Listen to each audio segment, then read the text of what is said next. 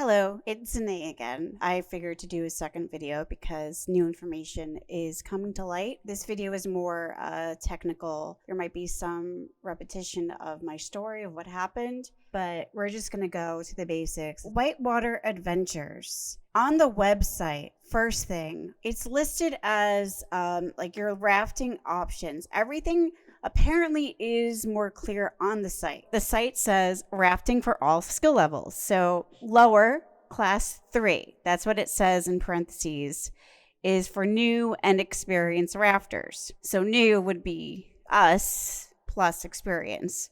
And with the 70 plus people that were there, I can guarantee that most people were new, and there were also some children there. Middle is class 1 to 2, which is perfect for families. And then upper is class 4 to 5, is perfect for extreme adventurers. Now it's, advertising as like one of the best, great ratings, wonderful, buy me, join us type of thing. A few things that I noticed is I looked up the lower Yough, or however you pronounce it, and it gave the quick details. It said it changed from just 3 to class of rapids is from 2 to 4. Duration is 4 hours. A minimum age is 12 plus. Distance is 7.5 miles. Then it says raft and inflatable kayak rentals on the lower Yough. Create your own adventures with WhiteWater Adventurers rentals on the lower Yough. Choose from 4 to 6 person rafts. Do you understand what they're saying? Let me just read that again. Create your own adventure with WhiteWater Adventurers rentals on the lower Yough.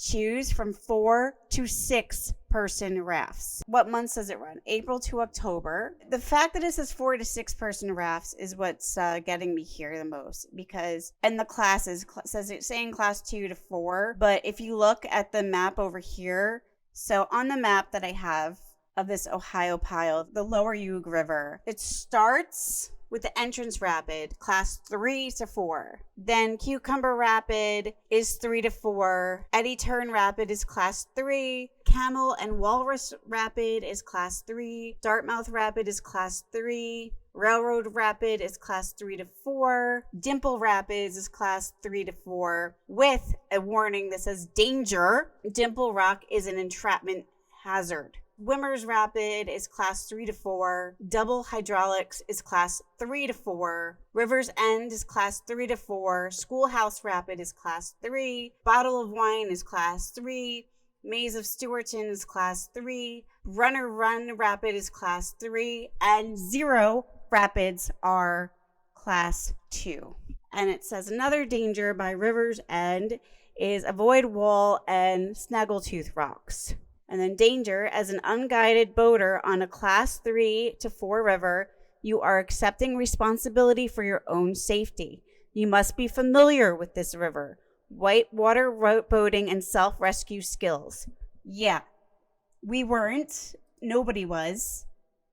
And most of the people were beginners. One person couldn't swim and was afraid of drowning, for crying out loud. And so with us only having 3 people there, no warning, and the guy telling us it's easier, and with it advertised with the class 3, and then over here it says class 2, but yet Dimple 3 to 4, and the guy told us it's a class 2. I mean, who's telling the truth here? Nobody. They're just saving their ass. So let's go to the news. You read any article right now about this, about Julie Moore's death, okay? First of all, we'll see how many news coverage will change and update to have facts over this.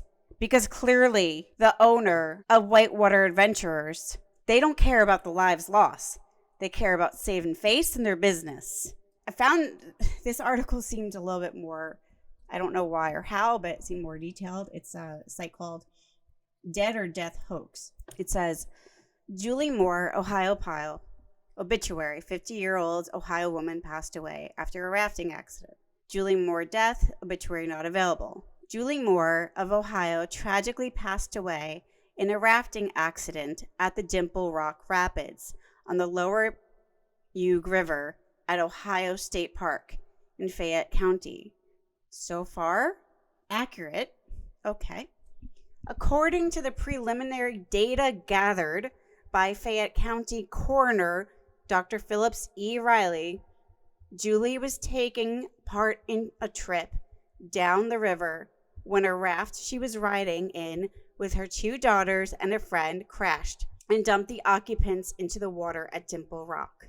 More was discovered to be missing when rafting guides took a head count of participants, according to Riley, and was later found under the river. Wrong. Absolutely wrong. There was no head count. They knew somebody was missing. They didn't head count us until after the fact. One of the guides went to do a head count, and he said, "We're going to give you a head count. Remember your number so we can count later." The later count never happened. I was number 26. It never happened. And this only took part because they already knew something was wrong. The daughters already expressed their mother was missing. So a lie right there, or misinformation. Again, I was there. I'm a witness of everything that happened. I am not lying.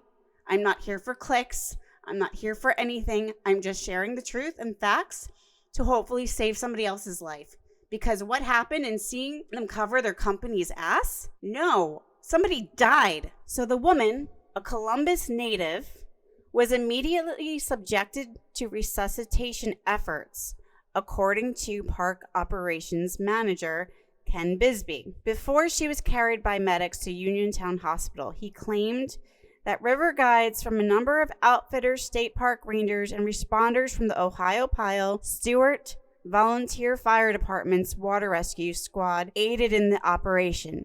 Now, yes, there was people there to her rescue. We saw a bunch of people at the end in kayaks rowing.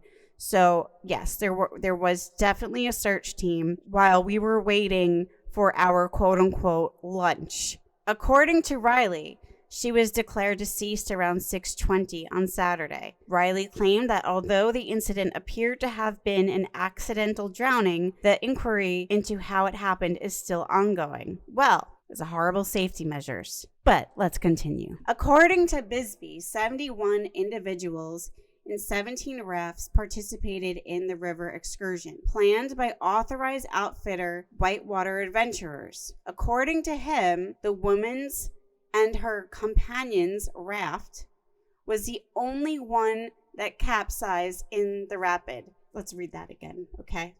Let's just read that again because already there is a clear lie. According to Bisbee, 71 individuals and 17 rafts participated in the river excursion planned by authorized outfitter WhiteWater Adventurers. According to him, the woman's and her companion's raft was the only one that capsized in the rapid. Wrong. Absolutely wrong. The raft I was in flipped over. I drowned. I luckily survived. Not by the guys in the group, by a couple. A couple saw me standing on the rock while the guys were trying to throw me a rope over the Dimple Rapid, knowing that that water was going to suck me in like a vacuum underneath. I have to hold my nose underwater, and I can't have the rope and holding my nose at the same time while water is dragging me under. It's not going to happen. The couple saved me. And that's not the only person that drowned. Multiple people drowned and went underwater. Multiple rafts flipped while I was standing there on the rock waiting to be rescued. Another raft somehow didn't hit me. I honestly do not know how I survived this. I do not know how I got so lucky. I have no idea, no clue. But another raft, while I was standing there, flipped over and they managed to put people to safety. Yes. Do not say that this woman and her companion's raft was the only one that capsized at the Dimple Rock in the rapid. Do not say that. Many people flipped throughout the 7.5 mile river. Many people did that out of the 71 individuals. Maybe other people were stronger, better swimmers, or the flip wasn't as severe. But that woman and her companion's raft was not the only one that capsized in the rapid. And this is going all over these news articles, sharing misinformation based on one quote. I was there. I drowned. I almost died. I don't know how I survived, but it was literally a miracle thanks to a rock and a couple not affiliated with the group. So let's continue. According to Bisbee, the incident is being investigated, but all of Ohiopyle's outfitters rigorously follow particular criteria for safety. All participants receive the proper safety equipment, go through a safety briefing, and practice in a calm pool close to the launch before going down the river, and receive training from the guides on duty while on the river. Now, this part I really want to laugh because I cannot express how many times that I was there. I experienced this. Okay? Now, yes, we had a speech about safety and how to wear our equipment.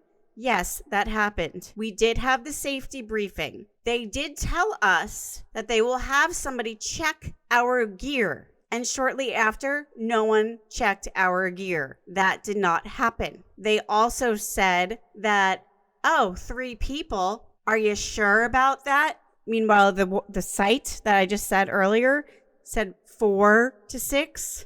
We had 3.